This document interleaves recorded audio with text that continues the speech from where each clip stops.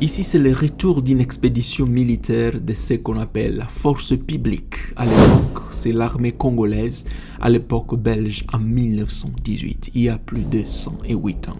Alors, il s'agit donc d'une période, d'une victoire militaire que cette armée avait faite en Tanzanie, actuellement on l'appelle Tanganyika.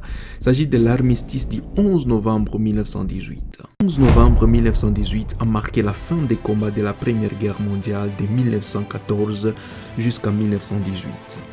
Le contexte, c'est après plus de 4 ans de guerre meurtrière en Europe, l'Allemagne est épuisée, son armée recule, la population souffre, plusieurs alliés comme l'Autriche, Hongrie et la Turquie ont déjà cessé les combats. Le gouvernement allemand demande donc un armistice aux alliés, France, Royaume-Uni, États-Unis, Belgique. Alors, une signature a été faite le 11 novembre 1918 à 11h, lieu qu'on appelle Clairière des Rondes dans la forêt de Compiègne en France.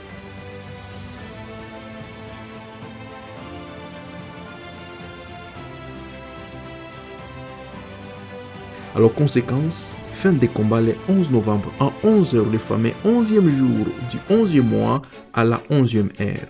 L'Allemagne doit évacuer les territoires occupés, livrer son matériel militaire et libérer les prisonniers. La guerre n'est pas encore juridiquement terminée. La paix officielle sera signée plus tard, le 28 juin 1918, avec les traités de Versailles. Alors la France célèbre le 11 novembre est devenue comme une journée de commémoration nationale en hommage à tous les soldats morts. Quand je vois ces images, en tout cas ceci me fait beaucoup plus de nostalgie de ce qu'a représenté notre armée. À l'époque, c'était la force publique qui venait d'une victoire, une expédition militaire en Tanzanie. Alors cette image a été prise à Kalemi, actuellement la province du Tanganyika. C'était notre armée qui avait fait autant de victoires à l'époque, comme par exemple en Éthiopie, à un lieu qu'on appelle Sayo, à Kigali au Rwanda, à Bujumbura au Burundi, en Tanzanie à l'époque on appelait bien évidemment Tanganyika. On avait vraiment une armée très forte qui avait fait la fierté, qui avait combattu aux côtés des Belges, la première et la deuxième guerre mondiale. Et cette armée a fait que la Belgique puisse bien évidemment avoir un bonus de 2 colonies dont le Burundi et le Rwanda.